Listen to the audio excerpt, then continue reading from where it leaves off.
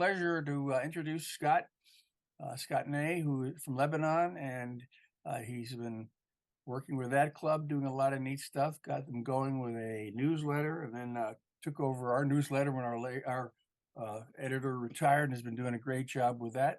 And special interest in postal history, and really some interesting stuff, like the World War One. What are they? Not coupons, but war ration stamps. rations. Yeah, I'm losing it. Yeah, the ration work. And Germany and some France. Is really nice stuff. A new member of our club.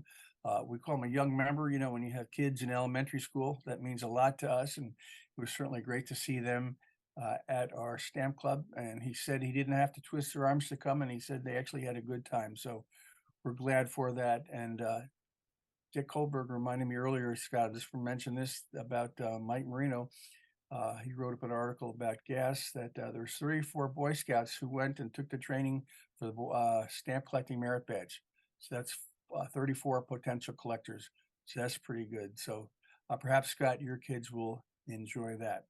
So with that, please join me in welcoming Scott. And if you could put on your mutes, and then just shout out if you have a question, and we'll turn it over to Scott. You're all set. Thank you, Paul. Yeah, hopefully 34 new merit badges will get the stamp collecting merit badge off of the bottom 10 list. Unfortunately, it's usually there. Coincidentally, I'm going to be working with a scout from Myerstown. He's actually been collecting, and he collects the Scouts on Stamps topic.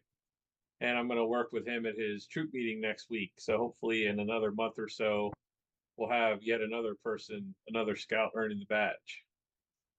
So tonight, my topic is going to be on, bring up the slides here, the Columbia Bank and Bridge Company.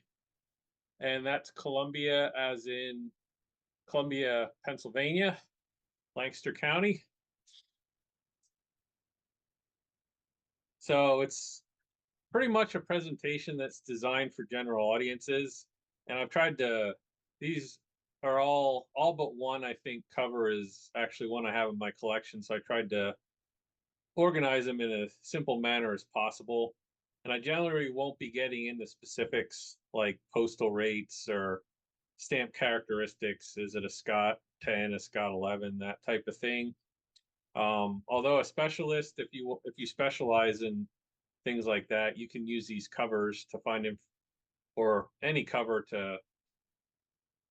for material for your collection.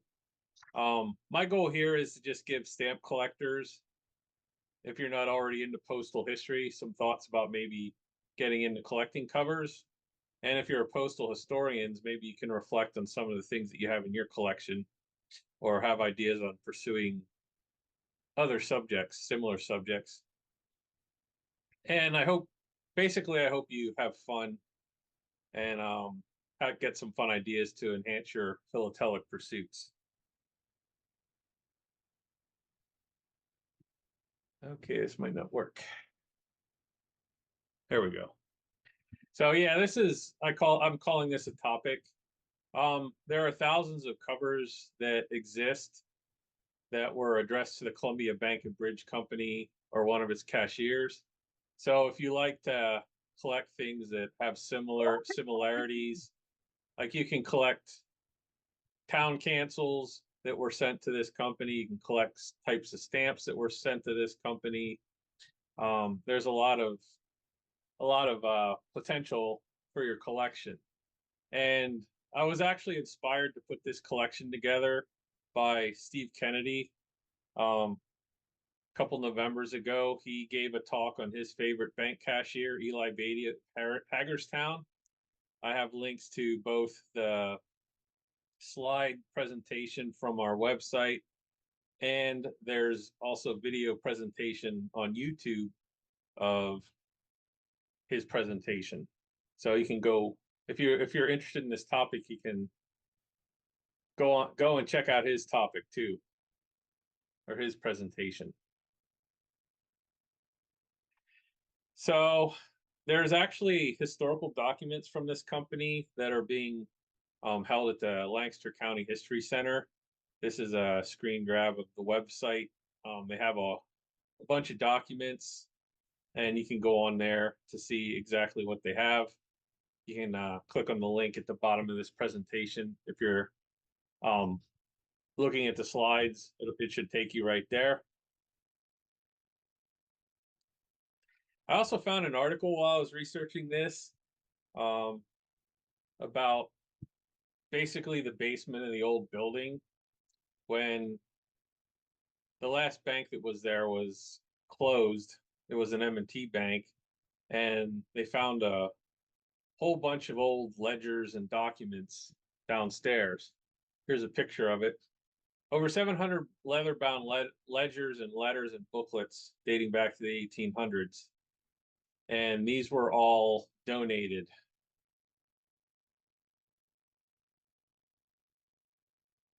to the Columbia Historic Preservation Society. And there's a link to that. So these covers entered the hobby many years ago. I once asked Charlie if he knew, when they entered the hobby, and his answer was they've been here for years and years. So I'd love to know exactly when they entered people's collections. It might have been a long time ago, but basically they were all kept as in files, and the generations of the clerks and the bank employees that succeeded the ones that made the files, they didn't throw them out, and they really preserved a great deal of postal history for us because they didn't throw them out. There were three cashiers that I know of in the stampless and early stamp era. They were John McKissick and Preston Elder. They were both cashiers before this 1847, so they don't have any covers that were stamped. All their covers are stampless. And then there's Colonel Samuel Schoch, or Schock. I've seen it spelled as well, and he started in the late 1830s, I believe, and he was the cashier at the Columbia Bank and Bridge Company, which later became the Columbia Bank for many years. So John McKissick. Oh, and the covers in the next three slides, they were all posted in Westchester, and it looked like they were all addressed by the same hand. So I kind of used these to introduce all the cashiers. John McKissick is the cashier that the earliest covers were addressed to. I haven't seen any dated earlier than the 1820s, although the Bank and Bridge Company predates the 1820s. It appears that he died around 1847 because I found a public sale notice for a house that he owned that was dated October 9th, 1847. Then there was Preston Elder. He was a cashier, a bank cashier, a poet, and he briefly owned and edited the Columbia Spy newspaper, which he bought in 1846. He was born in Columbia in 1810, and he died on January 6, 1840. And this is a passage that I found that was published in The Spy. It's a poem. Maybe I'll read it to you. Mary, when parting last from thee, I little deemed, again on earth thy form I never should see, that over thy grave spring's earliest flower should bloom, too soon to wither, emblems true of thee. And he actually wrote this poem. It's not signed, but it's attributable to him. That was the style of poetry that he liked to write. And he wrote this poem about cashier John McKissick's daughter, Mary, who died young. And unfortunately, it was his fate to die young as well. Colonel Samuel Schoch became the cashier in 1839. He had a long relationship with the bank. And prior to becoming the cashier, among other things, he was elected clerk of the Pennsylvania House of Representatives. And he lived a long life. He was born in 1797 and died in 1889. And you can find a obituary of his on the Find a Grave Memorial website. And there's a vignette that I found on that website, so you can see what he looks like. And he's buried in Colombia, so someday I wouldn't mind going to see where. So here's a cover that was sent to Lancaster in 1849. I'm going to present these covers, and I'll probably go through them kind of quickly, because the only differences in most of them are the colors of the cancels.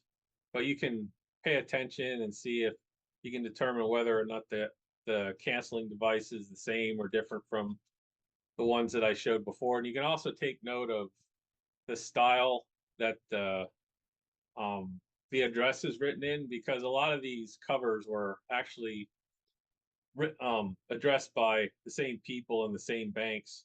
One thing that Steve Kennedy did in his presentation that I haven't done, and I was going to mention this later, but I'll mention it now because it's relevant, is he scanned the contents of his letters. Very few of these covers actually had contents. I think a lot of them just contained bank drafts and other bank business that was cut out for whatever reason. And the main reason, though, that I haven't scanned too many of the covers yet, is I don't want to damage them. So, but someday I might do that, because you can get a wealth of information if you watch Steve's presentation about the different cashiers that worked at different banks. And if you had enough of it, you might even be able to get a idea of how the financial system in the bank's area worked back in the day. Here's a Lancaster, stampless Lancaster cover with a blue cancel.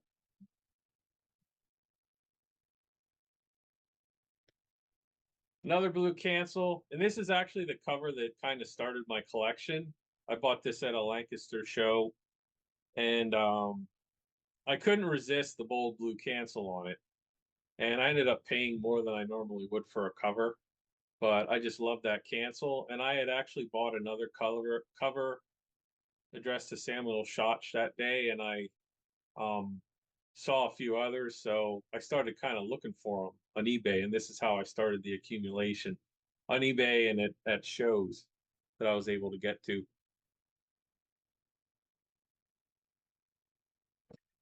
Here's one with red cancel, another red cancel, and this is a pretty interesting cover. It's got a nice stamp, Scott 11 stamp on it.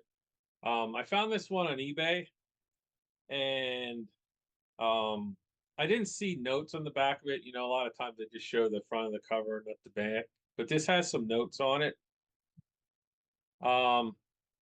In the box there is docketing information, and that's what the clerk, that's what Mr. Schotch, most likely, he would have wrote the day that it was received, and he would have put the information, any relevant information he wanted to record, on the bottom of it.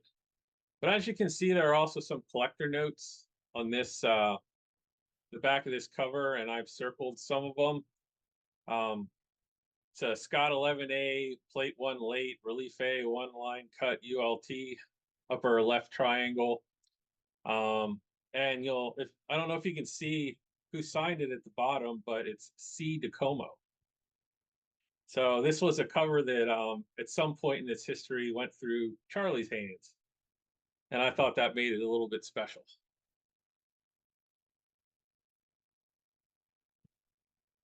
Here's a green cancel from Lancaster. Green cancels generally command a premium catalog value. So I was happy to add this one to my collection. And here's another one. Got a stamp on it, and it also has some notes in the back of it. Scott 11A, plate 2 late or 3, true green, Lancaster, PA, CDS, CJD. So, and when I bought this cover, the seller didn't scan the back of it, so I didn't know these notes were there. And an interesting thing, I actually had bid on another similar cover prior to this The seller did scan the back. It had Charlie's notes in the back, and that one sold for almost catalog value, believe it or not. So we had a little bit of a bidding war going on there. But this one, because the seller didn't show the back of it, I think largely because the seller didn't show the back of it, I ended up getting it for much less. And it is a little bit stained and whatnot. But again, this is a special cover in my collection. Not just because it has a green cancel. So you can still see the building on that the Columbia Bank and Bridge cover was housed in. The building that had all the ledgers in the basement. And this is, I've linked the website at the bottom of the slide here. This is actually a stop on Columbia's walking tour of historic places.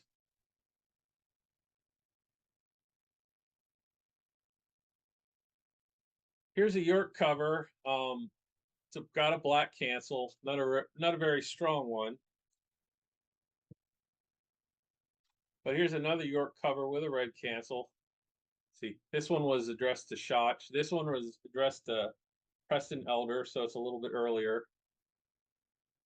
1836, has a 6-cent rate on it. Here's a much nicer red cancel, different canceling device, I believe. I think this one is a little bit smaller. But this is a nice red balloon cancel with a 5 rate marking on it. Here's a cover with a blue cancel. It's got a Scott 11 on it, 11 or 11A. And here's a York cover with a green cancel.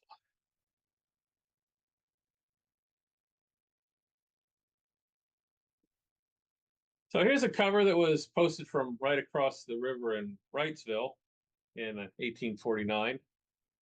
There's an interesting account in that article that I mentioned earlier about the donation of the documents about the burning of the Columbia-Wrightsville Bridge. I won't read through the whole thing, but I'll leave it up for a little bit in case you want to read it. Basically, the last paragraph says that the Columbia Bank and Bridge cover filed a claim after the Civil War because many of us know that it was burned. So the Confederate Army would have a difficult time getting across the Susquehanna River. Of course, they really didn't get up this far, but the townspeople didn't know it, so they set fire to the bridge. And basically, the bridge filed a claim, which is what they paid for the bridge in 1834, but they never actually collected damages for it. And one of the reasons might have been because it wasn't the Army that burned the bridge, it was someone else. So that pretty much, I guess, the liability that the Army had, it pretty much, I don't know, I can't think of the word. But anyway, the Army didn't have to pay for it. The U.S. government didn't have to pay for it. So here's an old cover from Harrisburg. This is from John McKissick. And I'm really not sure if there are any covers that exist from before 1826. I'm pretty sure that most of the ones that I've seen from McKissick are from that or later. So I don't know if some of the earlier covers did get discarded or what the deal is. But it's got a nice circular Harrisburg, Pennsylvania cancel. Here's another one to McKissick with another type of cancel, but this one wasn't posted until 1832. Here's a later one addressed to Samuel Schotch in 1841. It's marked paid, rate of 6 cents. Here's a blue cancel, got a paid 5 on it. And here's a cover. When I do get around to scanning contents, I'm going to scan this one because this is one of the few that I have that actually has some content in it. It does have a proposal in it, but I haven't transcribed it or anything like that. But it's addressed to the president and director of the Columbia Bank and Bridge Company, and I was glad to. I got this one on eBay on an online auction. I was glad to get this one, just because of the nice way that it was addressed, the unusual way that it was addressed. Next couple are from Middletown. Here's one rated 12 cents. Here's one rated 6 cents. Different color cancels, probably the same canceling device. And it looks like the same person was the one that addressed it.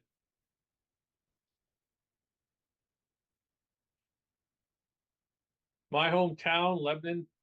Here's an old Lebanon CDS, as you can see. It's looks very crude, very unusual. They used this type of cancel though for quite a few years, and instead of having the date was always written in there, like it would have the month was part of the canceling device, but the day was always written in pen there. Here's another Lebanon cancel. The cancel's very faulty. The clerk missed the envelope, but this is what is in the inside of the letter, and was written by a cashier named George Gleim, who had absolutely beautiful handwriting. So I love this cover just because of that.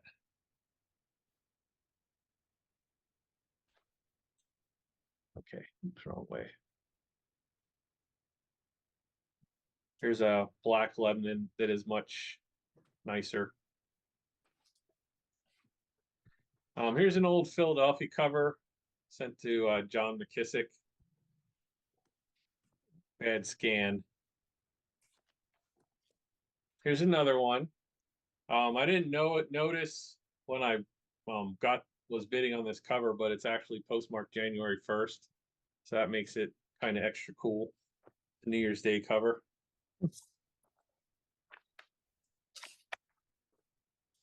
Oh, and it's got a 40-cent rate too. And yeah, up in the left-hand corner, it's marked double for double rate. Here's a red Philadelphia cancel from 1843. Here's a blue one from 1842. I really like those big balloon cancels.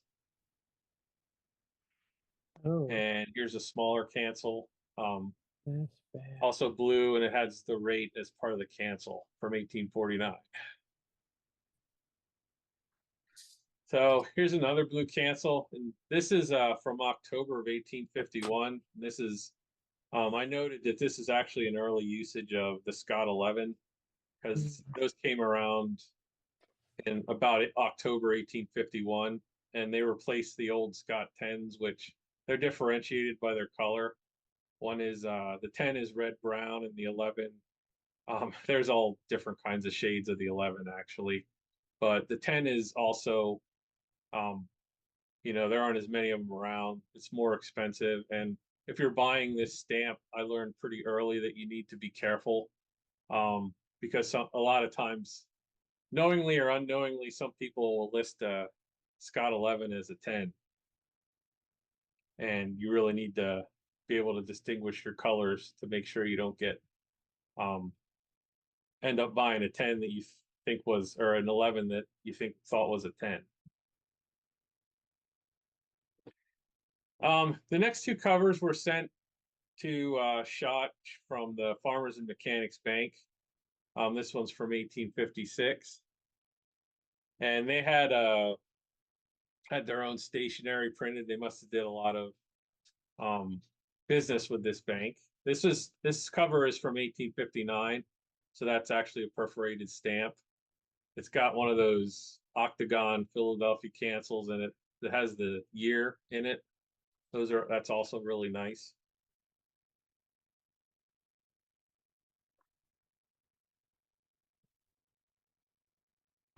I picked up some Baltimore covers at an earlier show, and this was before that I was actually started collecting him, so I found these in my collection after the fact.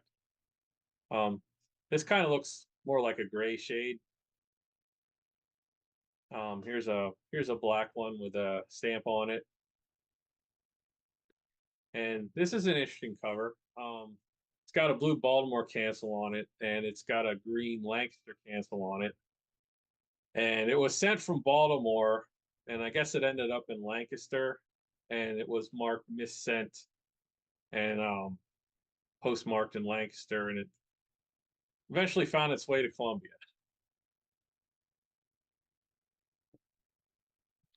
Reading, one of my favorite towns. There's a red Reading cancel from 1850. There's a blue Reading cancel. These next two covers are also a favorite of mine.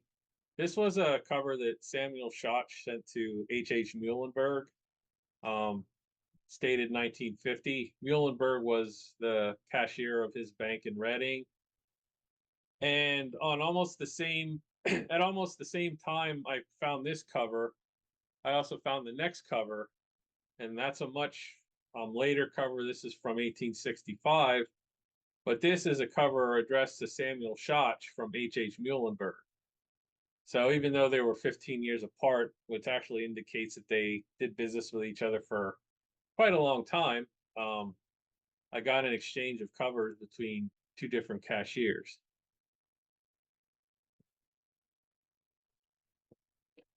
I like this cancel too. It's a Pottsville, Schuylkill County.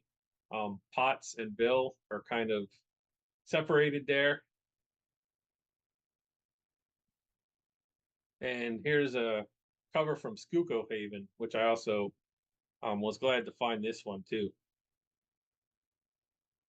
because I haven't seen too many stampless covers from Schuylkill Haven. But it also just shows the reach of like the business that the bank in Columbia did. They did business all over Pennsylvania, apparently. Cover from Bedford. I like this cover because it's simply addressed to the cashier of the Columbia Bank and Bridge Company. And it's was sent from historic Bedford. Here's a cover from New York City addressed to Schott. Out-of-state covers to the Columbia Bank and Bridge Company are uncommon, I would say. They're less common. They're not uncommon, but you don't see as many of them. But most of the ones that I've seen addressed to Columbia came from New York City. This is just a piece of ephemera. This is from the later days after they dropped the Bridge Company from their name, but this is an unused stock certificate, very nicely engraved. You can see, you might be able to see on the bottom right-hand corner that it is canceled, but it was never issued. Here's a bank check signed by Samuel Schott. Like the guy's signature. And it's a really nice, another nicely engraved check. It's on a revenue printed paper.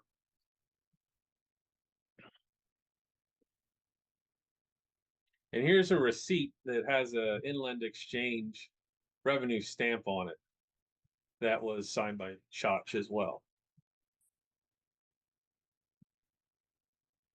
And the following, I'm getting towards the end of my presentation here. The following items are some special interest items related to the Columbia Bank and Bridge Company. This is a United States #1.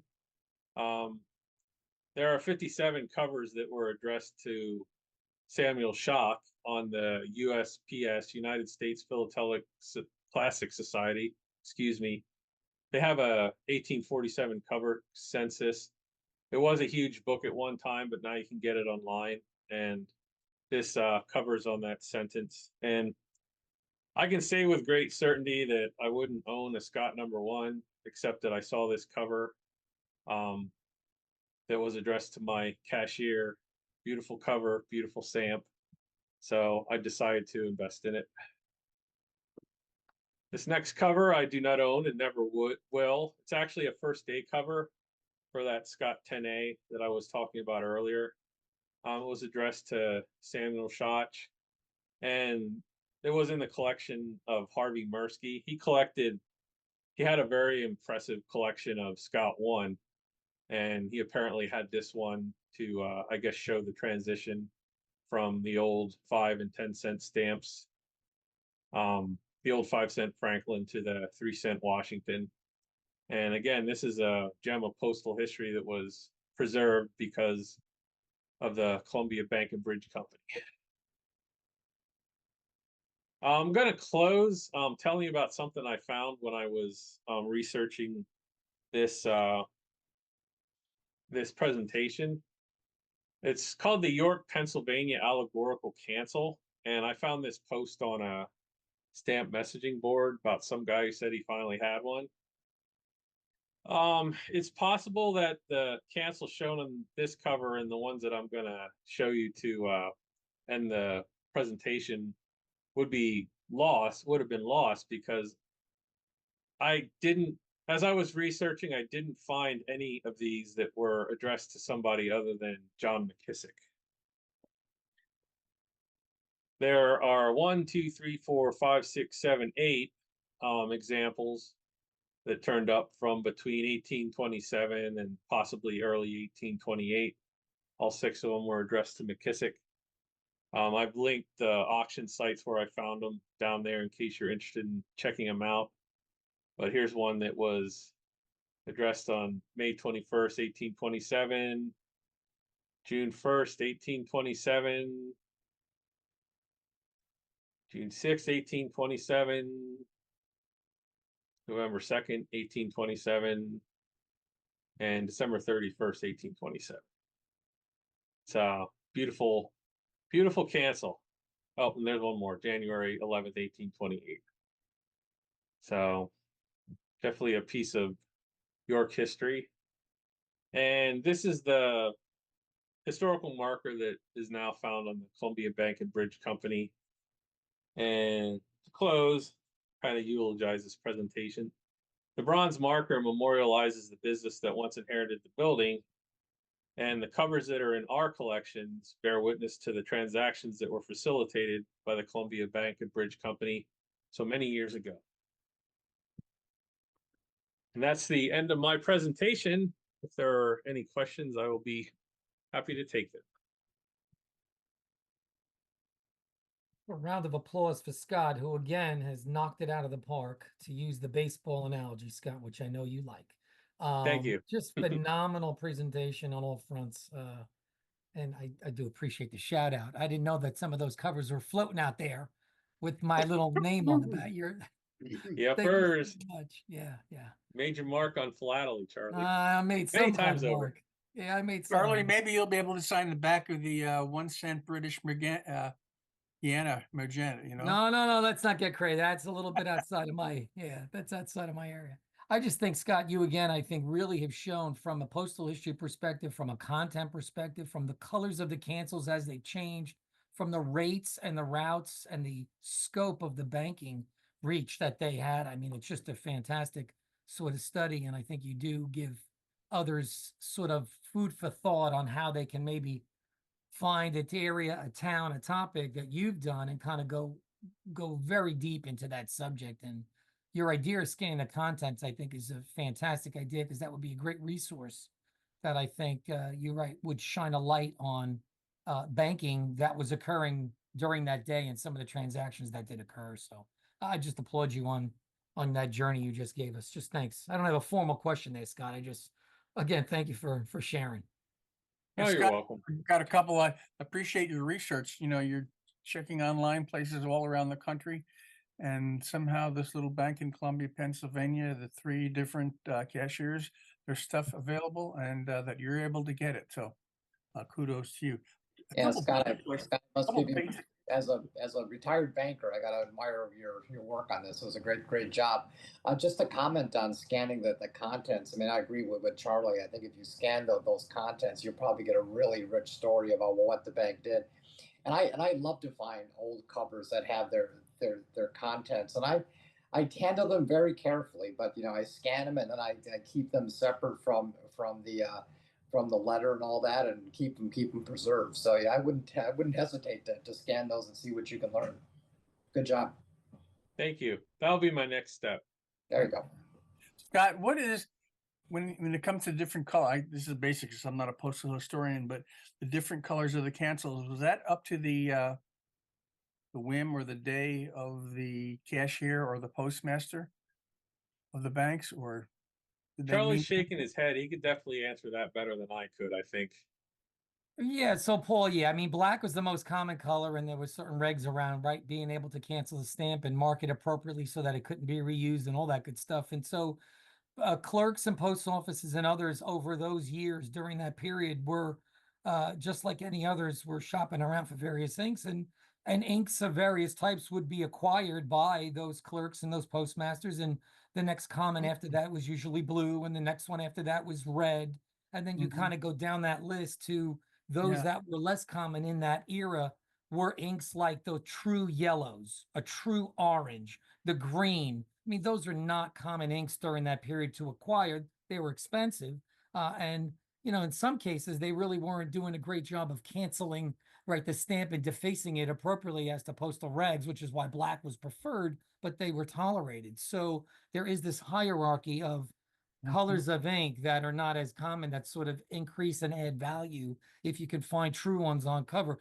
Violet, brown, those are some really not common inks that were acquired by many post office, but you do see them and they're out there. And what it does show too, and I think Scott put it together nicely, is you could date certain periods of use of certain covers from knowing certain dates on cover, even if they're not docketed, which most of the banks did docket them. So you have the dates, which is great. You can look at them chronologically. And if you find another one that's a certain shade of ink that's not dated, you kind of know it fits within this period of use, which as a postal historian is also really helpful to be able to place it within a certain time frame. So a lot of value in tracking that the way Scott did. But the ink question absolutely goes back to the original question. Yeah. I just have a hard time imagining the U.S. Postal Department not having some kind of regulation in their annual retention and stuff. But I know until even I've seen some till the 1920s and 30s, a lot of business records and banks, their record was basically something written on the back of the correspondence, and they just kept that by a date, and that was their file. That's exactly right. That's why a lot of those stampless covers that Scott showed have file folds and they're creased sort of at the edge because they opened those up, looked that side, did the business, took out the contents, folded them, wrote on the back and docketed them. And those would go in a large filing system, whether it was a book or just a filing set. And that's how they were kept for many, many years until they were uncovered. So, okay. And Scott, a question, with I think I maybe even brought it up with Steve, the cashier, that was basically the guy who ran the bank, I'm thinking, or how was that from a president, from the owner? You know, I'm just thinking of the Venn diagram or something like that. That's a good question that I don't know the answer to. Yeah, Paul? That'd be the cashier, and at that point in time, a cashier at a bank was usually the principal officer of the bank. Okay. You would have an owner of the bank, a president, but the cashier was not, as we think of a cashier today, as someone who's standing behind a teller window and handling transactions. The cashier would in fact be the principal officer of the bank. Okay. Thank you. Yeah. and Mike, they were Thanks, really Mike. running the day to day. They were running the ops. They were dealing with all the vendors, partners, businesses, right? The president might be there and there's a figurehead, but at the end of the day, the cashier, from my study of polling, when I did that whole banking and polling study, and that's what you really uncover is, and when you find the history of the cashier, that person is that figurehead in the community, really, that people go to. You're absolutely right. That was the person on the street. Charlie, just to pick up on your comment about the cancellations, isn't it true that on some of those stampless envelopes, if you don't have a docket and a date on the back, you can actually kind of zero in the date just by looking at the postmark, because the American stampless catalog, has all those postmarks in there, and based on the size or the design, you can actually narrow the time frame of those covers. You can, and which is really good to be able to do that, Mike. You're correct, and I'll give some kudos to my mentor, one of my mentors, Wilson Hume, who was even able to, with the Baltimore CDS during this period of the 1840s to 50s, was to use it to even plate and date because of the wear of the particular rim and the date and the numerals within the slug, was Wow. able to, by looking at it, knowing that that cancel was used progressively over so much time, even when they swapped them out, you could kind of place it depending on the shape, side, dimension, wear of a cancel, put it within a very narrow period of use. Wow, that's Yeah, he that's remarkable.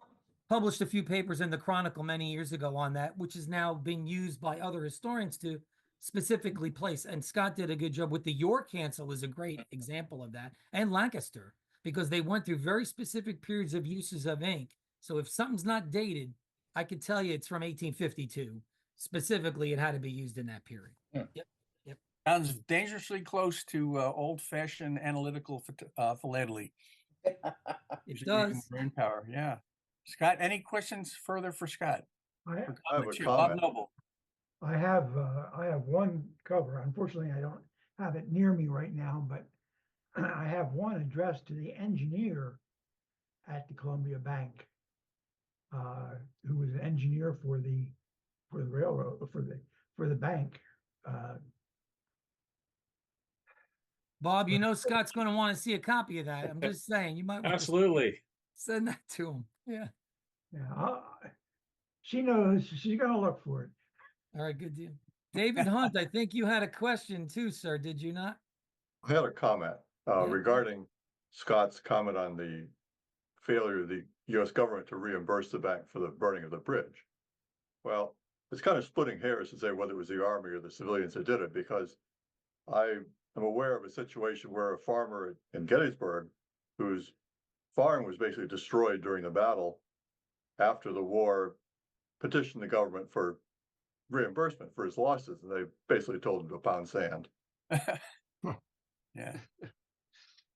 Yeah, I think I actually got that information from the article I read. But I mean, it probably depends what, judge you got and stuff like that, like today. But I thought that was a very interesting insight on the burning of the bridge. Yeah. Don had a comment in the chat. Yes, Scott, great, and thanks for sharing this with us. My question was on the bridge company. I'm assuming that it's related to the Columbia Bridge for the naming of the bank. Yes. Did that bank fund the building of the bridge? Do you know, or was that the reason that it was called that, or did they collect a toll at one time for people crossing that bridge? History I don't know about it, so. The toll question is a good one. I didn't really think about that, but yes, the Columbia Bank and Bridge Company was established to build that bridge. Okay.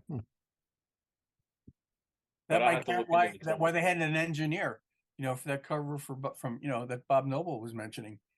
Yeah. He was the on-site expert.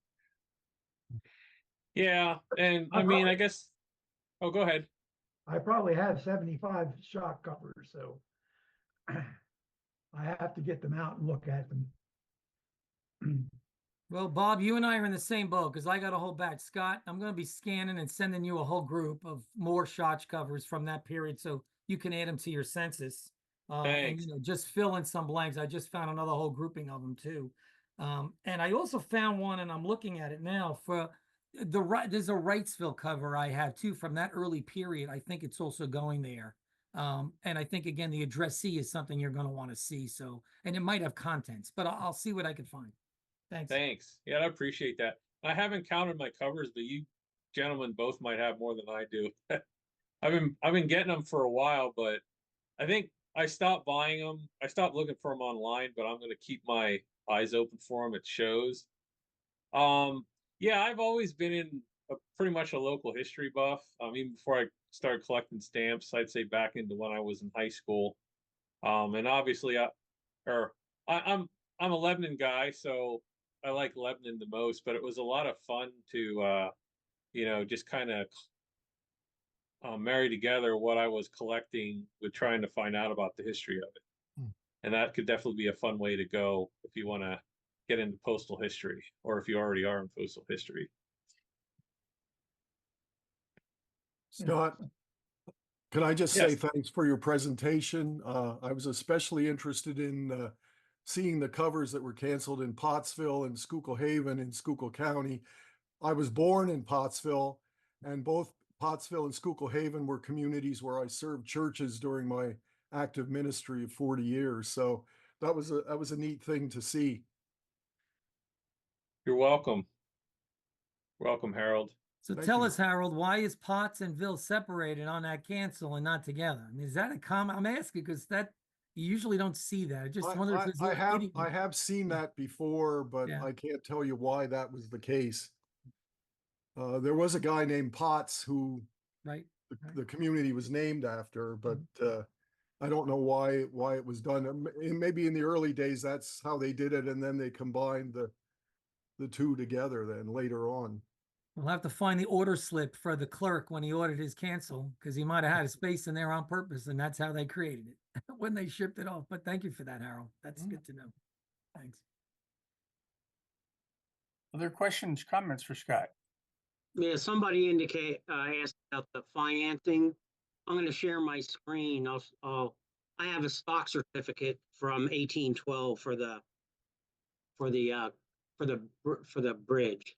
Oh, great, Mark. Let's see Oh, it. neat. That's fantastic. If it shows up. Let's see. How do I get this thing to go bigger? Let's see. Click that box in the upper right. Maybe fill your Upper screen right? with your end. Yeah. Let's see. Yeah, let's see. Oh, here is that. Can you see that? No. We're only There's a seeing the little top. green. There There's a you go. little green. Is that Getting it? bigger. Yep. Can you see that?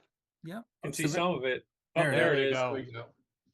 Yeah, so so they issued the stock in 1812, and the company, I think this was like a predecessor to the Bank and Bridge Company, but it was like the president was William Wright, I think, and a bunch of other prominent people in Columbia. But I mean, it got financed. People that bought stock, it got financed in Philadelphia and from people in Philadelphia and all. I've seen, shares from, a lot of Philadelphians, some people down south in Baltimore. But this is one of the ways that they finance it. And then for this bridge, after they built it, in 1832, it got wiped out by a storm or something. So that was the first bridge.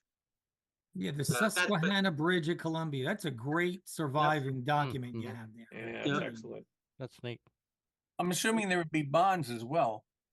I haven't seen any. I'll tell you what, if Scott really wants to get into the weeds, Chris Vera, he's the president of CHIPS, Columbia Historical Preservation Society, and we have our Lancaster Fencibles meetings there once a month, and half the time I'm not paying attention to the meeting because they have binders and binders and binders of stuff, right in shelves there. And I'm sure Chris will let you in there and, hunt stuff down and go through those ledgers. So, I mean, he's very, very easygoing, especially if you're going to find out information that they don't know. I mean, he's very knowledgeable, but, depending on, what you're looking for, he's very easy to deal with, and I'm sure he'd let you in there. Hey, Scott, do you Yeah. see the name at the lower left, Treasurer is Beatty? Am I reading that right? Because that's Yeah, a it name that is, we should yeah. all be familiar with. Yeah. Yeah. That was the one Steve talked about in Hagerstown, Yep. which isn't that far away. No. His name was Yep. Beatty. I don't know I can't remember the first name. but- Eli was his first name. Yeah, Eli was his yeah. first. Okay. Yeah, That doesn't look like an Eli then. yep, Well, Yeah, there's a thanks for the cousin. suggestion, Mark. yeah. I would definitely like to, when I have a little bit more time, which hopefully will be Yeah. sooner than later, I would definitely like to pursue this a little more. They have a Facebook page, and he answers it within a couple days. So Yeah, I'm not on Facebook, but I will definitely try to get in touch with them. I knew about the Historical Society's documents before I knew about the Columbia Historic Preservation's documents, and it sounds like theirs are a lot more interesting. Now they have, I mean, they have stuff even out in the open. They have like a little. It's like a vestibule. I guess it was a parsonage or something. It's next to the, where the museum is, but where they have the trains and all that stuff. And and in there they have stuff laid out, all over the place you can read. So it's pretty good. I like the raised That's it. seal. I can kind of make out, it looks like a bridge going across there. Yeah. Oh yeah. Yeah. That's neat. And $500 in 1812 was a lot of money. Yeah. For five. A lot of Yeah. money. A lot of money. Yeah. Well, it's probably Jonathan Mifflin. Maybe that's of the Mifflinburg, and no Yeah. doubt they had a couple hours, give or take. So that is a lot of money. That is a great call out, Don. That is a nice seal, and it is does neat. show the arches of the bridge going across there. Yeah. It's very nice. All right. That's it. Thank you, Mark. That's Yeah, nice that's to great. see. Mark. Thank you. Wow. Thanks for sharing. Other questions or comments? What was the bridge in that? The one that's there's nothing left but pilings. Is that? Yeah, that's it. That's the bridge. Okay. Yeah, that's the one from 1898. A storm wiped that one out. Okay. Okay. Yeah. Interesting. Interesting history right in our backyard. Scott, I found another cover to the John McKissick. Is that folder? Yes. Yeah, Esquire. Yeah, Cashier, Columbia, Pennsylvania Mail. This is even earlier, and it's got contents, and it's dated 1831. And I'm looking at it. It even says what it was about, and it's got the nice brownish Lancaster abbreviated cancel where the letter N is reversed, inverted. Yeah. I've All right. seen those, but I don't have one. Here it is. I got it. Yeah, there you go. All right. Awesome. All right. I'm just saying. I'm thinking Make a about you, deal. buddy. Thank you. Hey, Mike Marino, greetings from Massachusetts. I shared the Boy Scout story earlier. Yeah, with all those kids going for the badge. So glad to see you joining us tonight. A little late, but I'm here. Mm-hmm. Okay, folks, further comments? Anything? Before we move on to our show and tell? Okay. Scott, you want to do yours as long as you're here? Your Sure. day at the beach for your show and tell? Okay. I'd hoped to do this one earlier in the summer, but I never got around to putting it together. But it's not Labor Day yet, so it's still beach time. I got to share my screen first. Just a reminder, these presentations will both be on the website before you know it. Scott has graciously sent it to us in advance, so we'll make sure that if you want to go through it again, you can. Thank you, Scott. You're welcome. So this is just a little presentation I put together for fun.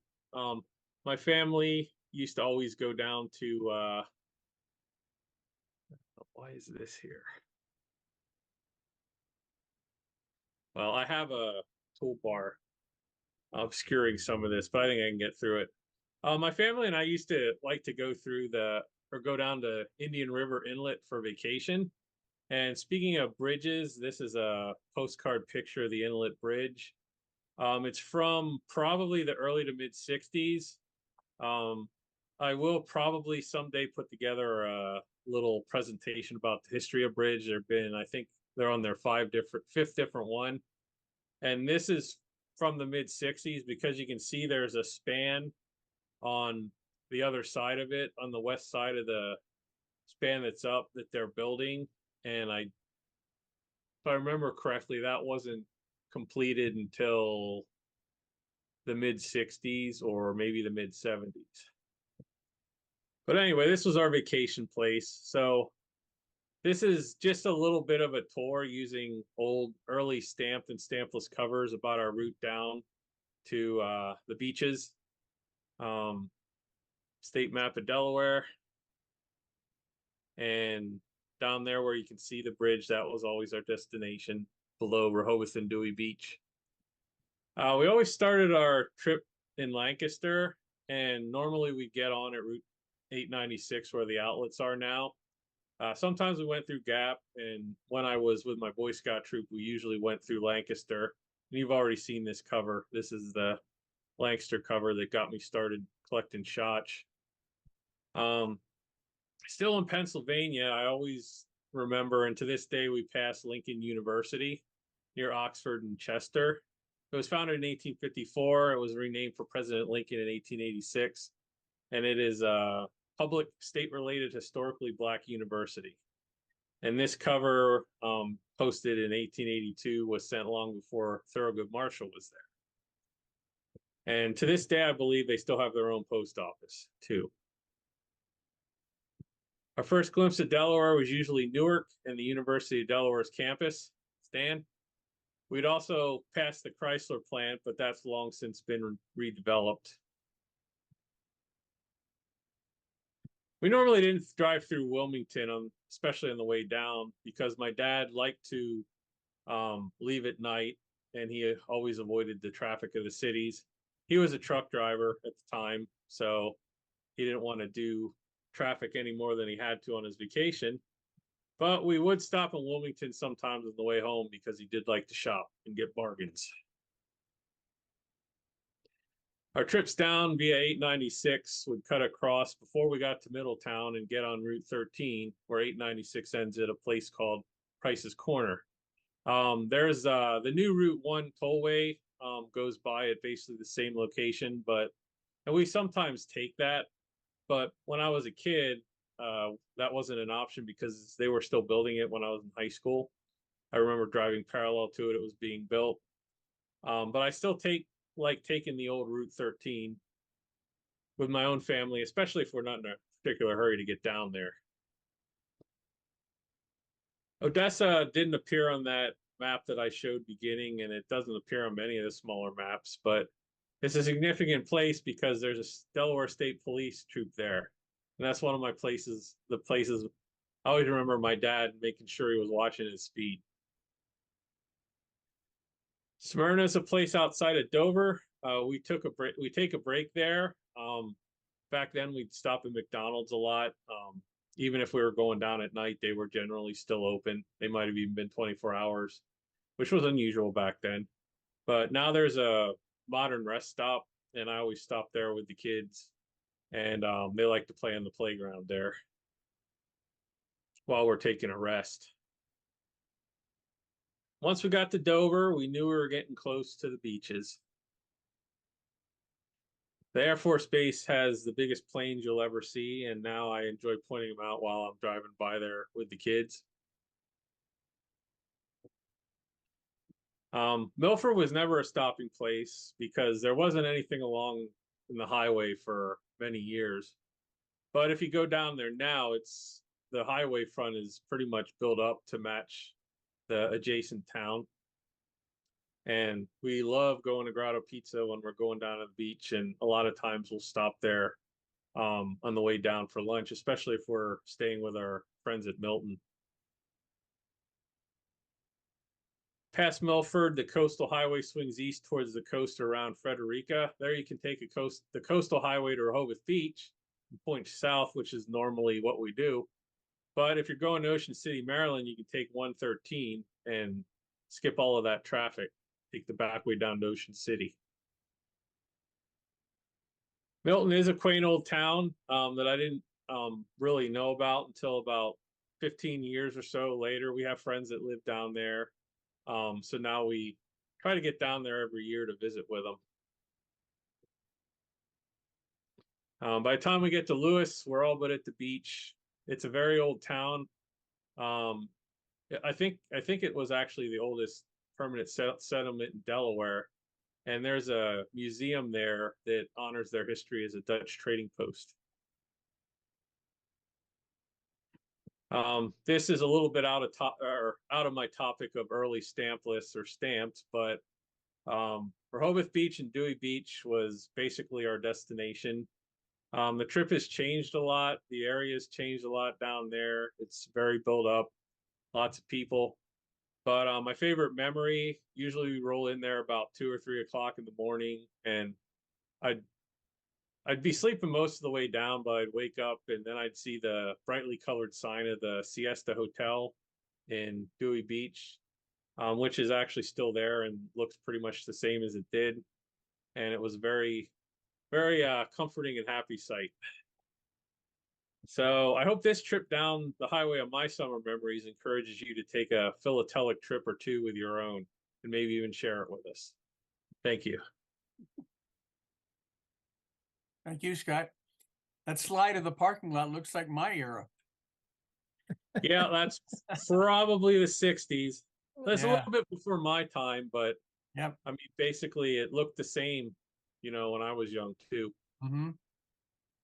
And the campers they're ageless. They've looked the same ever since. Yes. Yeah. Very nice. Yeah, we took our kids a couple different beaches, Ocean City, and it was nostalgic watching this, all those stops in 896 that you go through. We used to stop at a place they liked. I can't remember the name of it, but it had a speedway theme to it, because of the race track there, race course. I can't name the checkered squares and things like that, but that's neat. Thank you. It's a nice way to put covers together, way of organizing it, and have that family tie. Yeah, that was another reason I found to collect stampless covers. Mm-hmm. A theme. Yeah. Scott, I live Yes. in Middletown, Yes. Delaware, and we use the Odessa post office quite a bit because our homeowners association warned us about putting mail in the mailbox and putting the flag up because people were stealing the mail. So if you Mhm. put it out at night, put the flag up, hoping it'd be there in the morning, sometimes it wasn't. So we have to go to the Odessa post office to mail anything. Thanks, Dan. Mm-hmm.